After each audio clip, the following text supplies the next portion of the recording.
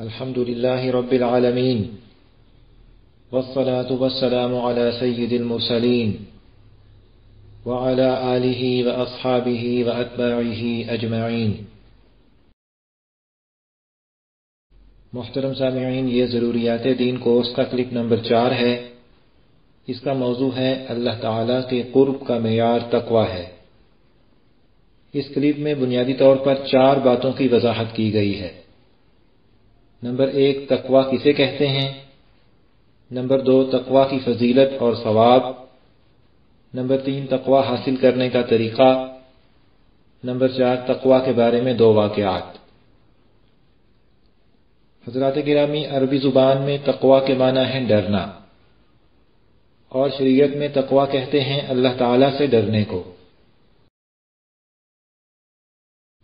نبی اکرم صلی اللہ علیہ وسلم نے دل کی طرف اشارہ فرما کر 3 مرتبہ ارشاد فرمایا ہے، التقویٰ ہاہنا۔ مطلب یہ کہ تقویٰ اصل میں دل میں ہے، اور دل میں جب اللہ تعالیٰ کا ڈر ہوتا ہے تو اس کی ظاہری علامت یہ ہے کہ آدمی کا سارا بدن اللہ تعالیٰ کی فرما برداری میں لگ جاتا ہے۔ دل کے خوف کا یہ لازمی اثر اور نتیجہ ہے جو بہرحال ظاہر ہوتا ہے۔ اگر ہم گناہوں سے بچنے کا اہتمام نہیں کرتے تو اس کا مطلب یہ ہے کہ ہمارے دل میں اللہ تعالیٰ کا خوف جیسا ہونا چاہیے ویسا نہیں، ہمیں تقویٰ حاصل نہیں۔ تو تقویٰ کے معنی ہوئے اللہ تعالیٰ کا ایسا خوف جو گناہوں سے باز رکھے۔ یہاں تک پہلے نقطے کی وضاحت ہو گئی۔ اب دوسری بات کی طرف آئیے، تقویٰ کی فضیلت اور ثواب۔ اللہ تعالیٰ کا ارشاد ہے، ان اکرمکم عند اللہ اتقاکم۔ ترجمہ یہ ہے کہ در حقیقت اللہ کے نزدیک تم میں سب سے زیادہ عزت والا وہ ہے جو تم میں سب سے زیادہ متقی ہے۔ اس آیت سے واضح ہوا کہ اللہ کی بارگاہ میں مرتبہ اس کا بڑا ہے جو تقویٰ میں بڑا ہے۔ آدمی کا اصل کمال جس سے وہ اللہ تعالیٰ کے ہاں مکرم اور محترم ہوتا ہے، تقویٰ ہی ہے۔ ہم لوگ اپنی نظر سے دیکھیں تو معزز اسے سمجھتے ہیں جس کے پاس پیسہ ہو، عہدہ ہو، تعلقات ہوں، بڑے خاندان سے ہو۔ لیکن اللہ تعالیٰ نے ان میں سے کسی بھی چیز کو اپنے قرب کا معیار نہیں بنایا، بلکہ دار و مدار تقویٰ پر رکھا ہے۔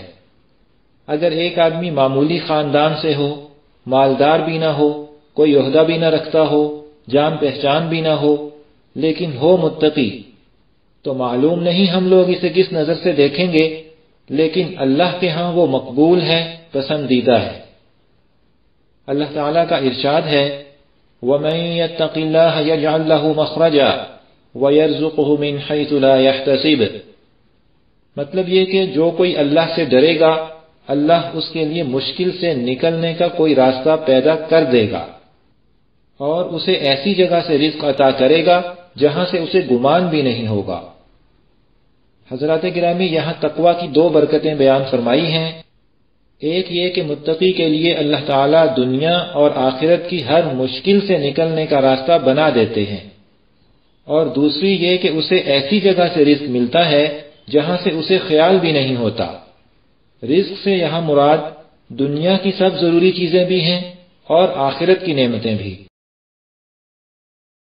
آخرت میں متقی لوگوں کا کیا انعام اور اکرام ہوگا، اس کے بارے میں اللہ تعالیٰ کا ارشاد ہے، ان المتقین فی جنات و نعیم۔ متقی لوگ بے شک باغوں اور نعمتوں میں ہوں گے، فاکہین بما آتاہم ربہم ووقاہم ربہم عذاب الجحیم۔ ان کے رب نے انہیں جس طرح نوازا اور ان کے پروردگار نے انہیں دوزخ کے عذاب سے جس طرح بچایا، اس کا لطف اٹھا رہے ہوں گے۔ کلوا واشربوا ہنیئا بما کنتم تعملون۔ ان سے کہا جائے گا کہ خوب مزے سے کھاؤ پیو ان اعمال کے صلے میں جو تم کیا کرتے تھے۔ متکئین علی سرر مصفوفہ وزوجناہم بحور عین۔ وہ ایک قطار میں لگی اونچی نشستوں پر تکیہ لگائے ہوئے ہوں گے، اور ہم بڑی بڑی آنکھوں والی حوروں سے ان کا نکاح کر دیں گے۔ اور اللہ تعالیٰ کا ارشاد ہے، ان للمتقین مفازا، جن لوگوں نے تقوی اختیار کیا تھا ان کی بے شک بڑی جیت ہے۔ حدائق واعنابا، باغات اور انگور، وکواعب اترابا، اور نوجوان ہم عمر بیویاں، وکأسا دہاقا، اور شراب کے چھلکتے ہوئے جام، لا يسمعون فيها لغوا ولا كذابا، وہاں پر وہ نہ کوئی بیہودہ بات سنیں گے اور نہ کوئی جھوٹی بات۔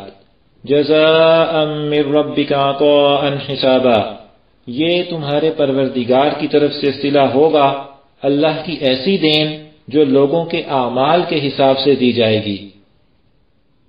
محترم سامعین و سامعات، یہ سب نعمتیں اللہ تعالیٰ نے متقی لوگوں کے لیے تیار کر رکھی ہیں جو انہیں ہمیشہ کے لیے مل جائیں گی اور کبھی بھی ان سے واپس نہیں لی جائیں گی۔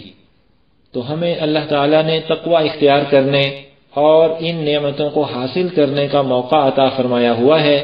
ابھی ہم زندہ ہیں، ہمارے پاس عمل کا وقت ہے، ہم تقوی میں کمال حاصل کر سکتے ہیں۔ اب تیسری بات، تقوی حاصل کرنے کا طریقہ کیا ہے؟ اللہ تعالیٰ کا ارشاد ہے، یا ایھا الذین آمنوا اتقوا اللہ وکونوا مع الصادقین، مطلب یہ کہ اے ایمان والو اللہ سے ڈرو اور سچے لوگوں کے ساتھ رہا کرو۔ اس آیت میں دو حکم دیے گئے ہیں، ایک تقوی اختیار کرو، دوسرا سچوں کے ساتھ رہو۔ سچوں کے ساتھ رہنا یہ طریقہ ہے تقوی حاصل کرنے کا، اور سچوں سے مراد وہ لوگ ہیں جو تقوی کے انتہائی درجے کو پہنچ چکے ہیں۔ سچوں کے ساتھ رہنے کی بہت سی صورتیں ہیں، ان کے پاس بیٹھنا، ان کی تقریر سننا، ان کی تحریر پڑھنا، ان سے دینی رہنمائی لینا، دین پر عمل کرنے میں جو مشکلات ہوں ان کا حل ان سے پوچھنا، یہ سب صورتیں اختیار کرنے سے تقوی حاصل ہوتا ہے۔ تو ایک طریقہ تقوی حاصل کرنے کا یہ ہوا کہ نیک لوگوں کی صحبت اختیار کی جائے، اور اللہ تعالیٰ کا ارشاد ہے، یا ایھا الذین آمنوا اتقوا اللہ ولتنظر نفس ما قدمت لغد واتقوا اللہ ان اللہ خبیر بما تعملون۔ اے ایمان والو، اللہ سے ڈرو اور ہر شخص یہ دیکھے کہ اس نے کل کے لیے کیا آگے بھیجا ہے، اور اللہ سے ڈرو، یقین رکھو کہ جو کچھ تم کرتے ہو اللہ اس سے پوری طرح باخبر ہے۔ اس آیت میں قیامت کو کل کے لفظ سے تعبیر کیا ہے۔ اس سے ایک تو یہ معلوم ہوا کہ آخرت بہت قریب ہے، دوسرے یہ معلوم ہوا کہ آخرت کا آنا یقینی ہے، اور تیسری یہ بات معلوم ہوئی کہ ساری دنیا آخرت کے مقابلے میں ایک دن کی طرح ہے، اور چوتھی بات اس آیت سے یہ معلوم ہوئی کہ آخرت یاد کرنے سے اور اللہ تعالیٰ کی بارگاہ میں حاضری اور جواب دہی کا دھیان رکھنے سے تقوی پیدا ہوتا ہے۔ تو دوسرا طریقہ تقوی حاصل کرنے کا یہ ہوا کہ موت، قبر، قیامت، سوال جواب، جنت دوزخ، ان سب چیزوں کو بہت زیادہ یاد کیا جائے۔ اسے مراقبہ موت بھی کہتے ہیں۔ اس سے دل میں ڈر پیدا ہوگا اور آدمی گناہوں سے بچے گا اور متقی بنے گا۔ حضرات محترم، اب آخر میں تقوی کے بارے میں دو واقعات۔ حضرت عمر رضی اللہ عنہ جب مرض الموت میں تھے تو ایک صاحب آپ کی بیمار کرسی کو آئے اور کہا، امیر المؤمنین، آپ کو خوشخبری ہو، آپ شروع میں اسلام لائے، پھر خلیفہ بنے اور عدل کیا، پھر آخر میں شہادت کی موت۔ تو آپ نے فرمایا، بھتیجے کاش معاملہ برابر سرابر رہ جائے، نہ ثواب نہ عذاب۔ دیکھیے حضرت عمر رضی اللہ عنہ کا خوف اور تقوی کا کمال۔ حالانکہ عشرہ مبشرہ میں سے ہیں، جنت کی بشارت مل چکی ہے، پھر بھی اتنا ڈر ہے۔ یہ حضرات ہیں ہمارے آئیڈیل اور ہیرو، ہمیں بھی ایسا ہی بننا ہے۔ دوسرا واقعہ دیکھیے، نواب قطب الدین خان نے ایک دفعہ اپنے استاد حضرت شاہ اسحاق اور دیگر دوستوں کی دعوت کی، باقی سب نے قبول کر لی، لیکن مولانا مظفر حسین کاندلوی رحمہم اللہ نے قبول نہ کی۔ نواب صاحب نے اپنے استاد سے شکایت کی۔ حضرت شاہ اسحاق نے مولانا کو ڈانٹا تو مولانا نے عرض کیا کہ نواب صاحب پر اس وقت قرض ہے اور دعوت میں یہ اپنی حیثیت کے موافق تکلفات بھی کریں گے، تو یہی پیسہ یہ قرض ادا کرنے میں دے دیں، ہم کھائیں گے تو قرض کی ادائیگی میں تاخیر کا ایک سبب ہم بنیں گے۔ یہ سن کر استاد صاحب نے بھی دعوت سے انکار کر دیا۔ اس واقعے میں غور فرمائیے، گناہ کرنا تو دور کی بات، گناہ کا سبب بننا بھی گوارا نہ کیا۔ یہ ہے تقویٰ کی انتہا۔ محترم سامعین و سامعات، یہاں پر ضروریات دین کورس کا کلپ نمبر 4 مکمل ہوا۔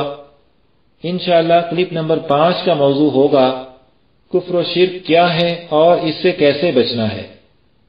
اللہ تعالیٰ سے دعا ہے کہ ہمیں اعلیٰ درجے کا متقی بننے کی توفیق دیں، آمین۔